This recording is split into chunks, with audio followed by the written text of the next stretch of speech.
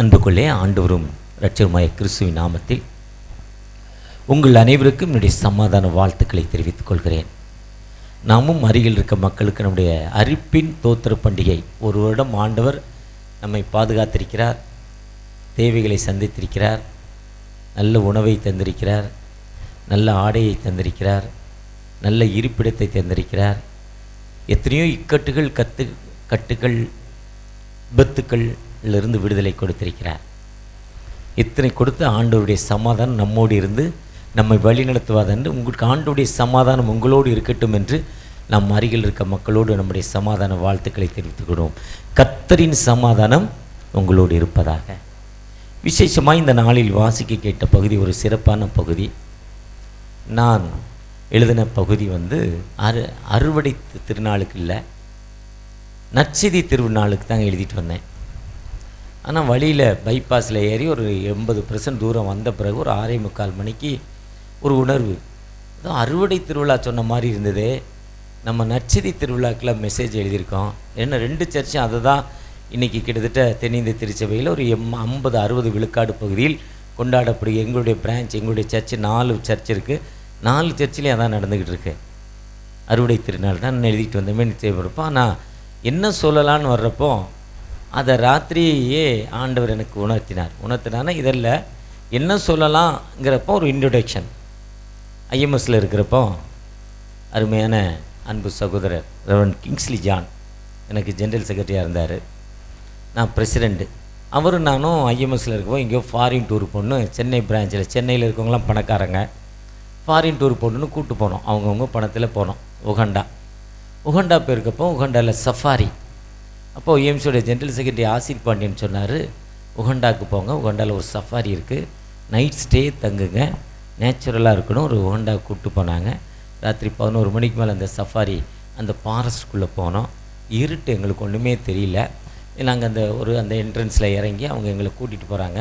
முன்னால் பின்னால் சைடில் இந்த சைடில் எல்லாமே AK-47 துப்பாக்கியோடு எங்களுக்கு எஸ்கார்டு 17 பேர் கூட்டிகிட்டு போகிறாங்க. AK-47 எங்களுக்கு முன்னால் பின்னால் ஒரு கலெக்டருக்கு போகிற மாதிரி எங்களுக்கு போகுது. ஒரு ரூம்குள்ளே கொண்டு போய் விட்டுட்டாங்க. அவங்க சொல்லிட்டாங்க, ராத்திரி ஆனால் இந்த எல்லையை விட்டு நீங்கள் வெளியே வரக்கூடாது, இன்றைக்கி ராத்திரி இது விடிகிற வரையும் வரக்கூடாதுன்னு சொல்லிட்டாங்க. நாங்களும் பயந்து எங்கே தூங்கியிருப்போம், ஒருத்தரும் தூங்கலை. ராத்திரி அப்புறம் கொஞ்சம் விடிஞ்ச வரையும் பார்த்தா இயற்கையாகவே ஒட்டக சிவிங்கிகள், மான் எல்லாமே, அதாவது நீர் யானை எல்லாம் இயற்கை. அந்த சிங்கம் புலி மட்டும்தான் இல்லை, மற்ற அனைத்து அனிமல்ஸ் அங்கே இயற்கையாகவே கிட்டத்தட்ட ஒரு 40 கிலோமீட்டர் லென்த்து சுற்றளவு, கிட்டத்தட்ட ஒரு 500-600 கிலோமீட்டர் சுற்றளவு மிருகங்களை இயற்கையாகவே விட்டுருக்காங்க. ஒரு மலைப்பாம்புலாம் பார்த்தோம். அதில் யானைகள் கூட்டம் கூட்டமாக, எல்லாமே கூட்டம் தான், சாரையாக போகுது. காட்டு பண்ணினா ஒரு 100 பண்ணி ஒன்றா போய்கிட்டு இருக்கு. மானுனா ஒரு 20-30 மான் ஒன்றா போகுது. ஒட்டகை சிவிங்கினா ஒரு 4-5 ஒட்டகை சிவிங்கி 12 அடி உயரம் மேலே நின்று அப்படியே அழகாக சாப்பிட்டுட்ருக்கு. எல்லாம் ஒரு மலைப்பாம்பு. அப்போ தான் எதாச்சும் ஒழுங்கிட்டு இந்த தொண்டையில் நிற்கிது. இவ்வளோ பெரிய தொண்டையாக இருக்குது, வயரை விட பெருசாக, மூச்சு போக முடியாமல் இழுத்துட்டு கிடக்கிறதுக்கு. ஏன்னா அதை அம்மிக்கு உடச்சி அது உள்ளே கொண்டு போகணும். அப்படி இயற்கையாகவே இருக்கிறப்போ அங்கே ஒரு விதமான யானைகள் இருந்துதான். அந்த யானைகள் என்ன பண்ணுதுன்னா யாருக்கும் கட்டுப்படாதான். மற்றதெல்லாம் அவங்க அது அனிமல்ஸ் எப்படின்னா, நீங்கள் வால்பாறை போனீங்கன்னா அங்கே ஒரு முருங்கா பஜார்னு ஒரு ஊர் இருக்குது. அங்கே போனீங்கன்னா 1 கிலோமீட்டருக்கு அங்கே காட்டு யானைகள் நிற்கும். இங்கே மக்கள் இருப்பாங்க. இவங்க யானையோடு பழகிட்டாங்க, யானை மக்களோடு பழகிட்டு, யானை அந்த வேலிலாம் கிடையாது, அந்த பாயிண்ட்டை தாண்டி இந்த டைமுக்கு ஊருக்குள்ளே வராது. இவங்களும் இந்த பாயிண்ட்டை தாண்டி அங்கே போகக்கூடாது. அந்த அளவுக்கு அவங்க அந்த அனிமல்ஸோடு பழகிட்டாங்க. அதுக்கு மேலே போனால் தூக்கி போட்டு ஒரே ஒரு மிதி 2 துண்டாகிடுவோம், பால் வெடித்த மாதிரி வெடிச்சிரும். அது அவங்களும் கூட்டமாக யானை. நாங்கள் ஒரு மெடிக்கல் கேம்ப்பு போயிருந்தோம். மெடிக்கல் கேம்ப்பு போயிருக்கப்போ நாங்கள் பார்த்தோம். அது அதே மாதிரி கட்டுப்பாடு. ஆனால் அந்த யானைகள் கட்டுப்படாமல் வர்ற டூரிஸ்டோடைய கார் அங்கே வனத்தில் வச்சுருக்கிற அந்த பொருட்களை எல்லாம் நாசம் பண்ணி கொண்டிருந்தது தான். அப்படி நாசம் பண்ணி ரொம்ப தொல்லை பண்ணுது. அந்த யானையை கண்ட்ரோல் பண்ண முடியல. அப்போ கும்கிங்கிற ஒரு யானையை கொண்டாந்து அங்கே விட்டு, அந்த யானை மூலம் அந்த யானைக்கு ட்ரெயினப் கொடுத்து அதனுடைய நல்ல பழக்கத்துக்கு அதை கொண்டு வந்தாங்களாம். அதே மாதிரி தான் திருச்சபை என்பது தேவன் சபையிலே எழுந்திருக்கிறார். திருச்சபை என்பது நாம் வாசிக்க கேட்ட பகுதியில் பார்த்தீங்கன்னா ஆண்டவர் என்ன பண்ணுறாரு, அந்த திருச்சபைக்குள்ளே போகிறாரு. அங்கே இருக்க எளியவனையும் திக்கற்றவனையும் பாய்க்கிறார். அதுதான் ஏசாயா 58ஆம் அதிகாரத்தில் எளியவனுக்கும் திக்கற்றவனுக்கும் விடுதலை கொடுப்பது. திருச்சபை என்பது நமக்கு ஒரு போதிக்கிற இடம். திருச்சபை என்பது பரிசுத்தாவின் வழிநடத்தல். நம்ம என்ன நினச்சிட்டு வர்றோமோ ஆனால் நினைக்கிற சப்ஜெக்ட் பேசாமல் மக்களுடைய தேவைகள், மக்களுடைய பிரச்சனைகள், வந்திருக்கிற மக்களுடைய பிரச்சனைகள் பேசுவதுதான் திருச்சபை. நம்முடைய சொந்த சப்ஜெக்டோ இல்லை சொந்த அரசியலோ சொந்த எண்ணங்களையோ நம்ம திறமையானவனோ நிரூபிப்பது திருச்சபையில். கடவுளுடைய வழிநடத்தங்கள் இருக்கணும். கடவுளுடைய வழிநடத்தல் தான் திருச்சபையுடைய தேவைகள். கடவுளுடைய வழிநடத்தல் என்ன? மார்க் 3ஆம் அதிகாரத்தில் போகிறாரு. அங்கே ஒரு மோசமான ஒரு சூம்பின கையோட மனிதன் இருக்கிறாரு. ஆண்டவரை பார்த்து, எழுந்துறது வாரத்தினுடைய கடைசி நாள், ஓய்வு நாள், வேலை செய்யக்கூடாது, யூத சட்டம். ஆனால் யூத சட்டம் ஏற்பட்டதே எதுக்குன்னா, மனுஷன் 6 நாள் வேலை செய்யலாம், 7ஆம் நாள் அவனுக்கு நிச்சயம் ஒரு ஓய்வு வேணும். மனிதனுக்காக உருவாக்கப்பட்ட சட்டம், மனிதன் அமைதியாக இருக்கணுங்க உருவாக்கப்பட்ட சட்டம். ஆனால் மனிதனுடைய விடுதலைக்காக உருவாக்கப்பட்ட சட்டம். ஆனால் வாழ்நாளெல்லாம் விடுதலை இல்லாமல் வேதனையோடு இருக்கும் மனிதனுக்கு வாழ்வு கொடுப்பது, அதுதான் பரிசுத்தாவின் வழிநடத்தல். திருச்சபை என்பது, நம் திருச்சபையில் நம்முடைய தேவைகளை சொல்கிறப்போ அன்னாள் கண்ணீரோடு ஜெபித்த பொழுது அன்னாளுடைய ஜெபம் கேட்கப்பட்டுச்சு. யார் திருச்சபையில் கண்ணீரோடு ஜெபிக்கிறோமோ, யாக்கோபு கைவிடப்பட்ட நிலைமையில் இவர் ஜெபிக்க போது ஆண்டவருடைய சத்தத்தை கேட்டு, ஆண்டவர் நான் உன்னோடு இருக்கிறேன் என்று ஆதியாம் 28:15 சொல்கிறாரு. 28:20 அவர் கேட்கிறாரு, எனக்கு உண்ண உணவும் உடுக்க உடையும் எனக்கு கொடுப்பீரானால் என் தேசத்திற்கு நான் தசமமாக உனக்கு செலுத்துறேன்னு சொல்கிறப்போ ஆண்டோடைய தரிசனத்தை பெற்ற இடம் இது பெத்தேல். இது வானத்தின் வாசல், கேட் ஆஃப் ஹெவன், கடவுளுடைய வாசல். ஒருவேளை திருச்சபை என்பது, திருச்சபையில் நம்ம கண்ணீரோடு தகப்பனே எனக்கு இன்னது தேவை என்று ஜெபிக்கிறப்போ ஆண்டவர் விடுதலை தரும் ஆண்டவர், வாழ்வு தரும் ஆண்டவர். அந்த ஆண்டவர் யாரெல்லாம் திக்கற்ற நிலைமையில் கண்ணீரோடு இருக்கிறோமோ அந்த மக்களுக்கு விடுதலை கொடுப்பார். பலவீனனையும் எளியனையும் விடுவித்து துன்மார்க்கரின் கைகளுக்கு தப்பிவீங்கள் என்று அந்த சங்கீதம் 82:4 சொல்றாரு. ஒருவேளை ஏழைக்கும் திக்கற்ற பிள்ளைகளுக்கும் வாழ்வு கொடுக்கும் ஆண்டவர். அதுதான் ஏசாயா 61 சொல்றாரு, பரிசுத்த ஆவியானவர் என்மேல் இருக்கிறார், தரித்திரருக்கு சுவிசேஷம் என்று சொல்லுகிறார். அதுதான் லூக்கா 4ஆம் அதிகாரம் 17-18 சொல்லிட்டு, இந்த வசனம் நிறைவேறிற்று. என்ன நோக்கத்தோடு வந்தாரோ அந்த நோக்கத்துக்கு விடுதலை, அவனுக்கு விடுதலை, அவனுக்கு அற்புதம், அவனுக்கு அதிசயம். அந்த அதிசயத்தை கொடுப்பதற்கு தான் இயேசு கிறிஸ்து உலகத்திற்கு வந்தார். அதுதான் திருச்சபை. திருச்சபை என்பது ஒரு சபை, ஆண்டவருக்கு விடுவிக்கிற ஒரு இடம். ஒடிசா மாநிலத்தில் ஒரு 18 கிலோமீட்டர் காளி மேலாங்கிற ஒரு இடத்துலேருந்து ஒரு உட்கிராமம். கிராமத்தை சுற்றி தண்ணி, 18 கிலோமீட்டர் ட்ராவல் டைம், 2.25 மணி நேரம், ரோடு கிடையாது. நடு ஊருக்குள்ளே ஒரு சர்ச் டெடிகேஷன்.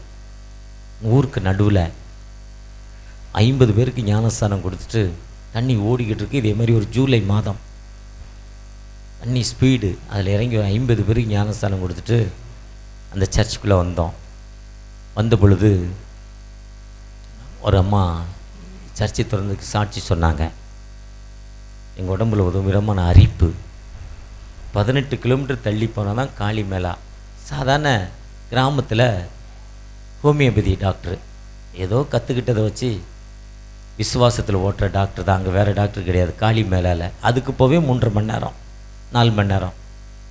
அவங்களுக்கு பைக்கு அப்பங்கெல்லாம் கிடையாது. நான் கொரோனாவுக்கு முன்னால் சொல்கிறேன், இங்கே இந்த மிஷனரி ஜெபித்த பொழுது நாங்கள் விசுவாசத்தோடு ஆண்டவரை நோக்கி பார்த்த பொழுது எங்கள் மேலே உள்ள அரிப்பெல்லாம் கடந்து போயிடுச்சின்னு சொன்னாங்க. எங்களுக்கு இருக்கிற இந்த கஷ்டம்லாம் போயிடுச்சின்னு சொல்லி தான் எங்கள் கிராமத்து பஞ்சாயத்துக்கு சொந்தமான அந்த இடத்த திருச்சபையை கெட்ட விட்டுருக்கோம். முதலாவது மதமாற்ற தடை சொன்னது 1974 ஒடிசாவில். ஒடிசாவில் தான் முதலாவது மதமாற்ற தடை வந்தது. அங்கே ஊருக்கு நடுவில் சர்ச்சுக்கு இடம் கொடுக்குறாங்க. ஒருவேளை திருச்சபை என்பது ஆண்டவர் விடுதலை கொடுக்கிற இடம், கடவுள் அசைவாடுகிற இடம், கடவுள் நமக்கு வாழ்வு கொடுக்கிற இடம். அந்த ஆண்டவற்றை நோக்கி பார்க்கிறப்ப நிச்சயமாகவே என்பலனே என் கோட்டையே ஆராதனை உமக்கே, மறைவிடமே என் உறைவிடமே ஆராதனை உமக்கே. முழு இருதயத்தோடும் முழு ஆத்மாவோடும் வேற கவனம் செலுத்தாம நீங்க எப்படிப்பட்ட வேதனையோடு எப்படிப்பட்ட துன்பத்தோடு இந்த ஆலயத்துக்குள்ளே இருந்து நீங்கள் அவரை நோக்கி பார்க்குறப்போ, இந்த தூய யோவான் ஆலயத்துக்குள்ளே இருந்து தகப்பனே நான் உம்மை பார்க்குறேன்ப்பா, ஒரு பிரசங்கியாரை பார்க்கல, குருவானவரை பார்க்கல, திருச்சபடிய மூத்த மக்களை பார்க்கல, நான் பின் சீட்டில் இல்லை கைவிடப்பட்ட நிலைமையில் இவங்களுக்கெல்லாம் இந்தந்த சீட்டு இந்தந்த பொறுப்பு ஒதுக்கப்பட்டிருக்கு, நானும் இந்த ஆலயத்தில் இத்தனை வருஷமாக வர்றேன், என்னையால் ஒரு தட்டு ஆசீர்வாத தட்டு எடுத்தால் தான் ரெக்கார்ட் ஆகுது ஏண்டா, அது இல்லை, ஏழை எடுத்த காசே 3 வருஷமாக ஆச்சு கொடுக்க முடியாத நிலைமையில் இருக்கிறேன், எனக்கு ஒரு விடுதலை தருவீங்களான்னு கேட்டால், நிச்சயமாக இந்த வருஷத்தில் இந்த அரிப்பின் தோத்திர பண்டிகையில், இந்த நன்றி செலுத்துகிற பண்டிகையில் உங்களை தொட்டு உங்களுக்கு ஒரு விடுதலை, நீங்கள் அடுத்த வருஷம் புதிய ஆலயத்தில் ஆண்டவர் எனக்கு வாழ்வு தந்தாருங்க, இந்த வருஷத்தில் என்னை உயர்த்தினாருங்க, அந்த கடவுள் என்னோடு இருக்கிறாருன்னு சொல்வதற்கு தாங்க இந்த நாளில் வந்திருக்கிறோம். கர்த்தருடைய ஆலயம் என்பது ஒரு சாதாரண காரியம் இல்லை. அதுதான் மிஷனரிகள் நீங்கள் எந்த மிஷன் ஃபீல்டுக்கு போனாலும், ஃபீல்டு என்பது தோட்டம், மரம், வீடு, கிணறு, பம்ப் செட்டு, அவுட் ஹவுஸ் எல்லாம் இருப்பது தான் ஃபீல்டு, அதுதான் தோட்டம். அதே மாதிரி மிஷனரிகள் ஃபீல்டுன்னு ஆரம்பிக்கிறப்போ அதில் சர்ச்சு, ஹாஸ்பிட்டல், சமூக பணி, ஸ்கூலு இதெல்லாம் வச்சு தான் அவங்க ஆரம்பித்தாங்க. ஆனால் முதலாவது சர்ச்சை தான் ஆரம்பித்தாங்க. ஏன்னா முதலாவது தேவனுடைய ராஜ்யத்தையும் எந்த மிஷன் ஃபீல்டுக்குள்ளே போனாலும் முதல்ல அந்த கேட்லேருந்து பார்த்தோன்னே சர்ச்சு தெரிகிற மாதிரி தான் சர்ச்சு கட்டணும். ஏன்னா அங்கே கடவுள் இருக்கிறார், கடவுளுடைய வீடு. ஒருவேளை மிஷன் அதுதான். மிஷனரிகள் அர்ப்பணிப்போடு பணி செய்தாங்க. சீகன் பால் 1709 ஜூலை 9 வந்தார். அதுக்கு முன்னாலே இன்றைக்கி இருக்க தரங்கம்பாடியில் சிஎஸ்ஐ சர்ச் இருக்குது. அந்த தரங்கம்பாடி உள்ள என்ட்ரன் போனீங்கன்னா மேற்கு பகுதி வெஸ்ட்லேருந்து ஈஸ்ட் நோக்கி கடந்து போகிறப்போ நேரே கடல் தெரியும். லெஃப்டில் ரைட்டில் பார்த்தீங்கன்னா சீகன் பால் கட்டின சர்ச் இருக்கும், தமிழ் வாஞ்சலிக்கல் லுத்தரன் திருச்சபை. லெஃப்டில் பார்த்தீங்கன்னா சிஎஸ்ஐ சர்ச் இருக்கும். அது 350, அது சீகன் பால் ஆரம்பிக்கிறதுக்கு முன்னாலே 400-500 ஆண்டுகள் வச்சுங்கிறாங்க. இன்றைக்கி Church of South India Trichy Thanjavur திருமண்டலத்தில் இருக்குது. அதை ரெனோவேஷன் பண்ணதில் எங்களுடைய ஃபேமிலி கூட ஒரு அர்ப்பணிப்பு இருக்குது. ஏன்னா அன்றைக்கி இருக்க பேராயரோடு அண்ணனுக்கு ஒரு நெருங்கிய தொடர்பு, பிஷப் சந்திரசேகரோடு அவரோடு நெருங்கிய தொடர்பாக நாச்சு நீங்கள் இதை செஞ்சு கொடுக்கணும்னு கூப்பிட்டு அதை செஞ்சு கொடுத்தோம். ஆனால் ரைட்டில் இருக்க லுத்தரன் திருச்சபை, அன்றைக்கி இருக்க திருச்சபை எப்படி இருந்துச்சுன்னா, அந்த உயர்ந்த ஜாதி மக்களுக்கும் ஆட்சியாளர்கள் வெள்ளைக்காரங்களும் தான் சர்ச்சுக்குள்ளே போக முடியும், நீங்கள் நானும் உள்ளே போக முடியாது. இன்றைக்கி ஏற்றத்தாழ்வு இல்லை, யார் எந்த ஜாதியும் தெரியாது, யார் படிச்சிருக்கோம் யார் படிக்கலைன்னு தெரியாது. ஒரே ஒரு வித்தியாசம் மட்டும் தெரியும், நகையும் சேரியை வச்சு இவங்க கொஞ்சம் பணக்காரங்க, இவங்க கொஞ்சம் ஏழைன்னு சொல்லிக்கலாம், அவ்வளோதான். அந்த நகையை வச்சு கூட இப்போ கண்டுபிடிக்க முடியல. ஒருத்தர் 50 சவரம் கிட்டத்தட்ட நகை போட்டிருந்தாங்க, ரொம்ப கஷ்டம். என்னமோ 50 சவரம் நகை போட்டுக்க எனக்கு வெகுளியாக கேட்டுருவேன் யாராக இருந்தாலும். அது ஒன்றும் இல்லை, எனக்கு கவரிங்க, நான் உங்களுக்கு தெரியாதா, ஒன்றுமே இல்லை, பந்தாக்காக போட்டிருக்கேன். அதனால் நகையை வச்சு கூட என்ன பண்ண முடியாது, கணக்கு பண்ண முடியாது. அதனால தான் பெண்டிக்காய் சர்ச்சில் வெள்ளைச்சலை கட்டிட்டு வாங்கன்னு சொல்கிறது, ஏற்றத்தாழ்வு தெரியக்கூடாது என்பது ஒரே காரணத்துக்கு தான். ஒருவேளை இன்றைக்கி அந்த ஏற்றத்தாழ்வு இல்லாமல் 6ஆம் பக்கம் தான் லுத்தரன் திருச்சபை சீகன் பால் கட்டினார். அவர் 19 புதிய காரியங்கள் பண்ணதில் 19 புதிய காரியங்கள். ஒன்று திருச்சபை, முதலாவது கட்டப்பட்ட திருச்சபை சுனாமியில் அடிச்சிட்டு போயிடுச்சு. 1713 வந்த ஃபஸ்ட்டு சுனாமி, இந்தியாவில் தமிழ்நாட்டில் வந்த சுனாமியில் அந்த சர்ச்சையே போயிடுச்சு. திரும்பவும் இங்கிலாந்துக்கு லெட்டர் எழுதி திரும்பவும் 1715 அந்த சர்ச்சை கட்டுறாரு. எல்லா மக்களும் ஒன்றாக ஆராதிக்க, ஆண்டவரை தொழுது கொள்ள 19 புதிய காரியங்களை இந்தியாவிற்கு பேப்பர் கொடுத்தாரு, இந்தியாவிற்கு எழுதுகோல் கொடுத்தாரு, பிரிண்டிங் மிஷின் கொடுத்தாரு, பெண்களுக்கு கல்வி கொடுத்தாரு, தையல் மிஷின் கொடுத்தாரு, ஸ்கூல் ஆரம்பித்தார். தன் வாழ்வை அர்ப்பணித்த அந்த சீகன் பால், அவரை தொடர்ந்து வந்த ஸ்காட்ஸ் மிஷனரி, அதுக்கப்புறம் 2 மிஷனரிகள் இங்கே உள்ள கிளைமேட்டு தட்பவெட்ப நிலை, இங்கே உள்ள கலாச்சாரம் உணவு அவங்களுக்கு பிடிக்காமல் 2 வருஷத்தில் 2 பேரும் திரும்பி போயிடுறாங்க. வந்ததுலேருந்து அவங்க பலவீனம், திரும்பி போயிட்டாங்க. அதுக்கப்புறம் ஸ்காட்ஸ் மிஷனரி வர்றார், 35 ஆண்டுகள் பணி செய்கிறார். அவர் தான் முதலாவது தஞ்சாவூரில் சர்ச்சு கட்டுறாரு. சர்ச்சு எப்படி கட்டுறாரு பாருங்க. தஞ்சாவூரில் இன்றைக்கி நெற்களஞ்சியம் என்று சொல்லப்படுகிற இந்த ஆலயத்தில் இன்றைக்கி சிஎஸ்ஐ சர்ச்சு பக்கம் இருக்குது. அந்த பகுதி மக்கள் எல்லாம் தங்களுடைய விவசாயத்தில் ஒரு மூட்டை நெல்லை கொண்டாந்து கொடுத்துட்றாங்க சர்ச்சுக்கு. நெல் விளைஞ்ச உடனே 3 போகம் விளையும், ஒரு சிலருக்கு 2 போகம் விளையும். ஒரு சிலருக்கு ஒரு போகம் விளையும். எதுக்குன்னா அவர் அங்கே 3 விதமான பணியை ஸ்காட்ஸ் மிஷனரி செஞ்சார்.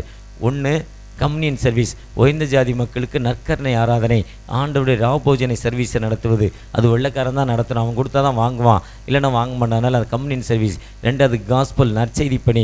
3வது மீடியாட்டர், ராஜாக்களும் குறுநில மன்னர்களுக்கும் ஆட்சியாளர் கிழக்கிந்திய கம்பெனிக்கும் வெள்ளைக்கார கம்பெனிக்கும் அங்கே இருக்க ஆட்சியாளருக்கும் ஒரு மீடியாட்டர். இயேசு கிறிஸ்து நமக்கும் கடவுளுக்கு எப்படி மீடியாட்டர் இருந்தாரோ, இடத்த வாங்குமுன்ன விற்குமுன்ன வாடகை வீட்டை வாங்குறதுக்கு எப்படி ஒரு மீடியாட்டர் இருக்கிறாரோ, ஒரு மாதம் அட்வான்ஸ் கேட்குறாரு, அதே மாதிரி ஒரு மீடியாட்டராக குவார்ட்ஸ் மிஷனரி இருந்தார். குவார்ட்ஸ் மிஷனரி அப்படி தஞ்சாவூருக்குள்ளே போகிறாரு. அங்கே இருக்க ராஜாவை சந்திக்க தெருவில் ஒரு ஜனங்கள் இல்லை. ஏன்னான்னு கேட்குறாரு. அங்கே இருக்க சிப்பாய்கள் சுற்றிக்கிட்டு இருக்காங்க. இல்லை, ராஜாவுக்கு குழந்தை இல்லை, அதனால் அவர் கட்டளை போட்டார், 2 வயசுக்குள்ள பிள்ளைலாம் ரோட்டில் வந்தால் வெட்டி தலையை போட்டுட்டா, ஒரு பிள்ளையும் ரோட்டில் இருக்கக்கூடாதுன்னு சொல்கிறாரு. ஏன்னா இயேசு கிறிஸ்து காலத்தில் 2 வயசு ஆண் பிள்ளைகளை கொலை செய்வதற்கு அந்த ஏரோது ராஜா கட்டளை பிறக்குது. எகிப்தில் அந்த மக்கள் அடிமைத்தட்டு போடுறப்போ மோசே காலங்களில் அந்த 2 ஆண் பிள்ளைலாம் தண்ணியில் தூக்கி போடுங்கிறாங்க. அதே மாதிரி இப்படி ஒரு கட்டளை இருந்துச்சு. அந்த கட்டளையை பார்த்தோன்னே அவர் அந்த ராஜாட்ட போய் சொல்கிறார், ஏய் உனக்கு குழந்தை பிறக்காதரா, கற்பத்தை நீ கர்த்தரால் கிடைக்கும் ஆசீர்வாதம். கர்த்தருடைய வசனத்தை சொன்னார், அதுதான் ஆண்டோடைய வீடு, கர்த்தருடைய வார்த்தையை சொல்கிற இடம். அந்த கர்த்தருடைய வார்த்தையை அவர் சொன்ன உடனே அந்த மனிதனை ஏற்றுக்கொண்டு கற்பந்தரித்து ஏற்ற உற்பத்திக்காரத்தில் குழந்தை பிறந்துச்சு. அப்போ அந்த மக்களுக்கு ஒரு விடுதலை கிடைச்சதுன்னொன்னே அந்த மக்களெல்லாம் சொன்னாங்க, எங்கள் பரம்பரையே இல்லாமல் ஆயிருன்னு நினச்சோம், நீங்கள் வந்தீங்க, எங்கள் பரம்பரை வந்துருச்சுப்பா, அதனால் எனக்கு இந்த உலகத்தில் சொத்து புலன் வேண்டாம், எல்லாத்தையும் நீங்கள் வச்சுக்கோங்கன்னு அந்த டாக்குமெண்டெல்லாம் கொண்டாந்து ஸ்காட்ஸ் மிஷனரிட்ட கொடுத்துட்டாங்க. ஸ்காட்ஸ் மிஷனரி அந்த டாக்குமெண்டெல்லாம் வாங்கி முதலாவது தஞ்சாவூர் கட்டின சர்ச்சை வச்சுட்டார். அந்த டாக்குமெண்ட் எல்லாத்தையும் நீங்களே விவசாயம் பண்ணிவிட்டு 10ல் 1 100 மூட்டை விளைஞ்சா எத்தனை மூட்டை கொடுக்கணும், கொண்டாந்து சர்ச்சில் கொடுத்துருன்ட்டார். நெல்லை நீயே விவசாயம் பண்ணிக்கோன்ட்டார். அது அந்த அப்படி தான் இன்றைக்கி நிறைய பேர் கொடுக்கல, அதனால தான் ஒழுங்காக மழை பெய்ய மாட்டுது. மழை பெஞ்சு விளையுது, விளையிற நேரத்தில் மழை பெஞ்சு நினச்சி போட்டுருது. வருஷம் நடந்துக்கிட்டு இருக்கு இதெல்லாம் அங்கே. ஏன்னா வார்த்தைக்கு மீறிட்டோம். அவர் தான் திருச்சியில் first church, CSI church, Protestant church first Trichy. சமூக பணி அவர் தான் ஃபஸ்ட்டு. ஞானஸ்தானம் குளோரிந்தம்மா, கோகிலா லட்சுமி, அந்த அம்மா தஞ்சாவூர் பிராமண பொண்ணு. அந்த அம்மாவுக்கு அந்த அம்மா ஒரு உடன்கட்டை ஏறுதலுக்கு போகுது. அதுக்கு சொன்னால் ஸ்டோரி டைம் இல்லை. அது வந்து ஃபஸ்ட்டு ஞானஸ்தானம் திருநெல்வேலி. அந்த அம்மா தான் முதல் சர்ச்சு, குளோரிந்தா சர்ச்சு. இன்றைக்கும் நிறையா பேர் ஒரு கூட்டத்துக்கு போகிறீங்கன்னா அந்த மிலிட்ரி லைன் சர்ச்சு பக்கத்தில் குளோரிந்தா சர்ச்சு ஓலையில் இருக்கும். அன்னைக்கு அந்த அம்மா கெட்ட மாதிரி அன்றைக்கி ட்ரெடிஷன் அப்படியே வச்சுருக்காங்க. ஒரு நேரத்துக்கு ஒரு 50 பேர் 100 பேர் ஜெபம் பண்ணிக்கிட்டே இருப்பாங்க. சின்ன சர்ச்சு, நம்ம இந்த அளவு தான் இருக்கோம். குளோரிந்தா சர்ச்சு அவர் தான் முதல் ஞானஸ்தானம் கொடுக்குறார். அவர் நிறைய சமூக பணி அந்த ஸ்காட்ஸ் மிஷனரி காலங்களில் 1750க்கு அப்புறம் நிறைய செய்கிறார். அதை பார்த்தோட தான் ராமேஸ்வரம் மன்னர் கூப்பிடுறார், டே எங்கள் ஊரில் ஸ்கூல் இல்லை, எங்கள் ஊரில் வந்து ஸ்கூலை கட்டி கொடு. அவர் வந்து இந்த தஞ்சாவூரோ திருச்சியிலே பார்த்து கூப்பிட்டு போனாரா. அவர்கிட்ட ஸ்கூல் தான் இன்றைக்கி சிஎஸ்சி ஸ்கூல். அவர் போட்ட சீமாவோடு தான் 300 ஆண்டுகளாக இருக்குது. அதில் தான் நம்முடைய ஜனாதிபதி எல்லா மனித வளங்களாலும் போற்றப்பட்ட அப்துல் கலாம் படிக்கிற பள்ளிக்கூடம், படித்த பள்ளிக்கூடம். அப்துல் கலாம் அங்கே படித்ததால் தான் 1963 விண்வெளி இல்லை அக்னி மற்றும் பிருத்திவிங்கிற 2 ஏவுகணை ஏவுறார், ரெக்கார்ட் பிரேக் ஆகிறார். 1998 பொக்கானியங்கிற இடத்துல முதல் அணுகுண்டு சோதனை இந்திய தலை சிறந்த நாடுன்னு சொல்கிறார். 2002 2007 வரையும் ஜனாதிபதியாக இருக்கிறார். 30 டாக்டரேட் வாங்கியிருக்கார். ஹானரியாக 30 டாக்டரேட் அவர் கொடுத்துருக்காங்க. இதுக்கு பேசிக் யார்? ஆனால் ஒரு காலம் யாரை சொல்ல மாட்டார்? ஸ்காட்ஸ் மிஷனே சொல்ல மாட்டார். ஒரு கிறிஸ்தவம் என்பது மனிதனுக்கு வாழ்வு கொடுப்பது, மனிதனை உயர்த்துவது, மனிதன் நலம், அதை தான் எளியவனுக்கும் திக்கற்றனுக்குங்கிறாரு. அதுதான் திருச்சபையில் வந்து நாம் கர்த்தருடைய வார்த்தை வந்து நமக்கு சொல்லப்படுகிறது. திருச்சபை என்பது கர்த்தருடைய வார்த்தை இல்லை, சபை கூடுதல். ரட்சிக்கப்பெற்ற மக்களால், மூத்த மக்களால் சண்டே ஸ்கூல் நடத்தப்படுறோம்.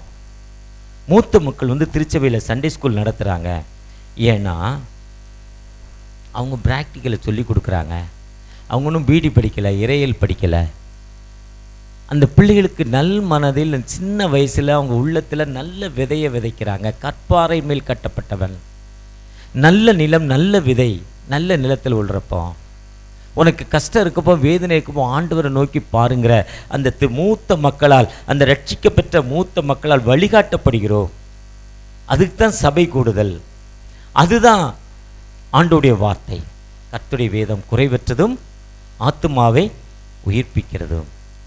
அப்போ திருச்சபை என்பது நம்மையும் நம்முடைய பிள்ளைகளையும் வழி நடத்துவது, வேதனையோடு கண்ணீரோடு வரும் மக்களுக்கு விடுதலை கொடுப்பதுதான் திருச்சபை. திருச்சபை ஒன்று கலெக்ஷன் பாயிண்ட்டு. இன்றைக்கி நிறையா மக்கள், நிறையா பாஸ்டர்ஸ், நிறையா நிறுவனங்கள் திருச்சபையை கலெக்ஷன் பாயிண்ட் ஆகிடுச்சு. அதுதான் கவர்மெண்ட் ஜிஎஸ்டி கீழே நம்மளையும் கொண்டு வந்துட்டான். நம்ம சரியாக இல்லை, சரியாக இருந்தால் வந்திருக்காது. திருச்சபை என்பது மக்களுக்கு நல்வழிப்படுத்தும் இடம், ஆலோசனை கொடுக்குறோம், அட்வைஸ் கொடுக்குற இடம். அதுதான் மீகா 4ஆம் அதிகாரம், எரேமியா 7ஆம் அதிகாரத்தில் நல்ல போதனைகளை போதிக்கிற இடம்னு சொல்லுவாங்க. மீகா 4, எரேமியா 7. அந்த போதனை அடிப்படை தான் இது வியாபார இடம் அல்ல, என் வீட்டை குறித்தான பக்தி வைராக்கியம் என்று யோவான் 2:17 சொல்கிறாரு. இது சகல ஜனங்களுக்கு ஜெப வீடுங்கிறாரு. இன்னைக்கு இது சகல ஜனங்களுக்கு ஜெப ஹவுஸ் ஆஃப் பிரேயருங்கிறாரு. இந்த ஹவுஸ் ஆஃப் பிரேயர் என்பது மக்களுக்கு நல்ல ஆசை, யாரோ வேதனையோடு கண்ணீரோடு மக்களுக்கு விடுதலை கொடுக்கிற இடம் திருச்சபை. சிஜிஎல் மூடி உலகத்திலே பெரிய சர்ச். இன்னைக்கு பால்யாங்கிச்சோ கொரியாவில் இருக்கிறார், தென் கொரியாவில். அவரை விட பெரிய சர்ச் ஜிஎல் மூடி. ஒரு நாள் செய்தி கொடுத்துட்டு இருக்கப்பவே ஒரு குடியாரன் அந்த ரோட்டில் போகிறான். இவங்களுக்கு வேலையே இல்லைடா, ஞாயிற்றுக்கிழமை காலைலன்னா வந்துடுறானுங்க, திட்டிக்கிட்டே போகிறான். போகிறப்போ அவனுக்குள்ள ஒரு உந்துதல், சர்ச்சுக்குள்ளே போனோன்னு. போயிட்டு பால்கனியில் ஓரமாக இடமே இல்லை, ஹவுஸ்ஃபுல். எப்படியோ நம்ம உட்காந்துருவோம், என்ன தான் சொல்கிறானுங்க எனக்கு பார்த்துருவோம். முடிஞ்ச பிறகு அந்த பாஸ்டர் இல்லைன்னு பார்த்துருவோன்ட்டு வரான் உள்ள சண்டை போட. அந்த போதையில் உள்ள உட்காந்தோன்னா போதை இறங்கி போச்சு. ஃபஸ்ட்டு 3 நாளாக இறங்காத போது அன்றைக்கி இறங்கி போச்சு. அந்த வசனம் அவன் இடத்துக்குள்ளே நடந்த சம்பவம், அவன் வசனம் அதுக்குள்ளே போகுது. அப்படியே ஆண்டவரை துதிக்க ஆரம்பிக்கிறான். ஆல்ட்டிலேருந்து ஜிஎல் மூடி சொல்கிறார், என்ன பேர் உள்ள இந்த மனிதன் இத்தனை வருஷமாக குடியார மனிதன் வந்திருக்கான், கர்த்தருனை தொட்டிருக்கிறாருங்கிறார். இதுதான் திருச்சபை. அப்போ திருச்சபை என்பது அநேக மக்களுக்கு வாழ்வு கொடுக்கிற இடம். நீங்கள் ஆண்டர்சன் சர்ச், சிஎஸ்ஐ, தென்னிந்திய திருச்சபை, ஹைகோர்ட்டுக்கு எடுத்து பார்த்தீங்கன்னா ஒரு பெரிய கூட்டம் ஜெபிச்சுக்கிட்டு கொண்டே இருப்பாங்க. மதுரையில் பெரியார் பஸ் ஸ்டாண்ட் பக்கத்தில் லுத்தரன் திருச்சபை, ஒரு பெரிய கூட்டம் சர்ச்சுக்குள்ளே போய் ஜெபித்து கொண்டே இருப்பாங்க. ஆண்டவர் இருக்கிறார், வாழும் கடவுள், உயிருள்ள கடவுள், விடுதலை கொடுக்கும் கடவுள், நம்மை எல்லா நேரத்திலும் போஷிக்கும் கடவுள். அந்த கடவுளுங்க இருக்கிறாரு. அதுதான் தேவன் மகா சபையிலே எழுந்திருக்கிறார். திக்கற்ற மக்களுக்கும் எளியவனுக்கும் விடுதலை கொடுக்கும் ஆண்டவர். அதுதான் 1 யோவான் அன்பு கூறும் ஆண்டவர். அந்த அன்பு கூறும் ஆண்டவர் ஒரு கூட்ட மக்களுக்கு இல்லை, யூத மக்களுக்கு இல்லை, இஸ்ரேல் மக்களுக்கு இல்லை, யார் ஞானசானவங்கனோ அவங்களுக்கு மட்டும் இல்லை, பாவியில் ரட்சிக்க கிறிஸ்து இயேசு உலகத்திற்கு வந்தார். வார்த்தை உண்மையும் எல்லா அங்கீகரிப்புக்கும் பாத்திரமானது. எவன் ஒருத்தன் தன்னை தாழ்த்தி சகையை போல ஒப்பு கொடுக்குறானோ, தகப்பனே என்னை மன்னிங்கப்பா, சொத்துக்களில் சரிபாதியை ஏழைக்கு கொடுக்குறேன், யார்ட்டையாவது அநியாயமாக வாங்கியிருந்தார் எத்தனையான் திரும்ப கொடுத்துறேன்னு சொல்லி ஜெபிச்சானோ அந்த மனிதனுக்கு விடுதலை. அதுதான் 2 நாளாக 7ஆம் அதிகாரத்தில் சொல்கிறாரு, என் நாமம் தரிக்கப்பட்ட ஜனங்கள் தங்களை தாழ்த்தி என்னை நோக்கி ஜெபம் பண்ணி என் முகத்தை தேடி தன்னுடைய பொல்லாத வழியை விட்டு திரும்பினாள். இன்னைக்கு 11 ஆசீர்வாத தட்டு வச்சுருக்கேன். 1.5 லட்ச ரூபா வேல்யூவில் ஒருத்தர் கொடுத்துருக்காங்க, 11 பேர். எவ்வளோ எதிர்பார்ப்புன்னு, ஃபிக்ஸட் ரேட்டு, 11 பேர் கையில் கொடுத்துருவீங்களான்னு கேட்டேன். Only action தான்ட்டார். அபவ் 2 நாங்கள் எதிர்பார்க்கோங்கிறார். ஒருவேளை அதை விட ரொம்ப முக்கியம், எனக்கு விடுதலை வேணும், எனக்கு வாழ்வு வேணும். உங்கள் பிரச்சனைகளும் உங்களுக்கு வாழ்வு வேணும். நீங்கள் ஆண்டவரை நோக்கி பார்த்து, தகப்பனே எனக்கு கொடுங்க, என்னை நீங்கள் ப்ளஸ் பண்ணுங்கப்பா, என்னை ஆசீர்வதிங்க, விசுவாசத்தோடு நான் அந்த தட்டை வீட்டுக்கு கொண்டு போகிறேன்ப்பா, என்கிட்ட பணம் இல்லை, ஆனால் நான் 2.5 லட்ச ரூபா நான் எப்படியாவது கொடுத்துருவேன், 3 மாதத்தில் 2 மாதத்தில் எவ்வளோ நாள் கொடுக்குறாங்களோ தெரியல. அவர் அதுக்காக தான் தெரியும், சர்ச்சு டெடிகேஷன் இப்போ இவ்வளோ செலவாகும் தெரியும். டெடிகேஷனுக்கு ஒரு 20 லட்சம் 30 லட்சம் செலவாகும். சென்ட் பாஸில் ரீடெடிகேஷனுக்கே 40 லட்சமாக என்னவோ செலவு பண்ணதாக சொன்னாங்க. 12 கோடி செலவு பண்ணி அந்த அளவுக்கு உணவு போட்டாங்க, நல்லா பண்ணாங்க. நல்ல உணவு கொடுக்கணும், அப்படிப்பட்ட செலவு இருக்குது. ஆனால் இருந்தாலும் நான் அர்ப்பணிப்போடு எடுத்துகிட்டு போகிறேன்ப்பா, என்னை ப்ளஸ் பண்ணுங்கன்னா இந்த கடவுள் அதை தொட்டிருக்கிறார், ஆசீர்வதித்திருக்கிறார். அந்த ஆசீர்வாதத்தோடு அந்த நிறைவோடு இது ஆண்டவர் இங்கே இருக்கிறார் நம்பிக்கையோடு கடந்து பிறப்போம். நிச்சயமாக ஒரு விடுதலை கொடுக்கும் ஆண்டவர், நிச்சயமாக வாழ்வு கொடுக்கும் ஆண்டவர். என்எம்எஸ்ஐயில் வெஸ்ட் பெங்காலில் இன்றைக்கி ஆட்சி மாறி வாட்ஸ்அப்பில் பார்த்தா சர்ச்செல்லாம் உடைக்கிறான், சிலுவையெல்லாம் உடைக்கிறான். அங்கே ஒரு சர்ச்சு டெடிகேஷன் ஏர்போர்ட்லேருந்து 85 கிலோமீட்டர், கல்கட்டாலேருந்து 4 மணி நேரம் ட்ராவல், 85 கிலோமீட்டர் 4 ஹவர்ஸு, 30 கிலோமீட்டர் 1.5 மணி நேரம், மிச்சம் 50 கிலோமீட்டர் 2.5 மணி நேரம் போனோம். அங்கே ஒரு சர்ச்சு டெடிகேஷன் போகிறதுலேருந்து ஒரு அம்மா அழுது ஜெபித்து கொண்டே இருந்துச்சு. இப்படி கையை வச்சு அழுதுகிட்டே இருக்குது, கண்ணீர் வடிஞ்சிக்கிட்டே இருக்குது. ஏழை தாய், ஒரு 62 வயது இருக்கும், 3.25 அடி உயரம். என்னம்மான்னு கேட்குறப்போ எங்கள் இடத்துலக்கு இவ்வளோ கஷ்டம் இருந்தோம், வேதனை இருந்துட்டோம். ஒரு மிஷனரி வந்தார், ஜெபித்தார். நாங்கள் சபை கூடி ஜெபித்தோம். ஆண்டோடைய வார்த்தை எங்களுக்குள்ளே வந்தது, ஒரு நல்ல வார்த்தையை கேட்டோம், எங்களுக்கு விடுதலை கிடச்சிது. அதனால் தன்னுடைய சொந்த இடத்துல, தன்னுடைய அவருக்கு இருக்க 5 சென்ட் 6 சென்ட் இடத்துல 5 சென்ட் இடம் சர்ச்சைக்கு கொடுத்து, கெட்டுவதற்கும் 50,000 ரூபா கையிலேருந்து பணத்தை கொடுத்து அந்த சர்ச்சை கெட்டினை அந்த டெடிகேஷனில் அந்த அம்மா அப்படி ஒரு சாட்சி சொன்னாங்க.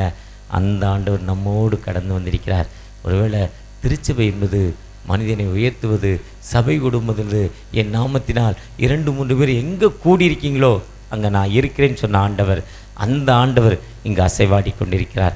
அந்த ஆண்டவர் இங்கே எழுந்திருக்கிறார். அந்த ஆண்டவர்கிட்ட நம்மை நோக்கி நம்ம அருகில் நிற்கிறாரு. என்னையா கூடா விடுற, அருகில் எப்படா நிற்பார், என் பக்கத்தில் என் ஃப்ரெண்டு தானே இருக்கிறாரு இன்னும் சொல்லலாம். இல்லை, நம்ம அருகில் அவர் நின்று கொண்டிருக்கிறார். விசுவாசித்தால் தேவனுடைய மகிமை காண்பாய். கர்த்தருடைய கரம் உங்கள் மேலே வந்திருக்கு.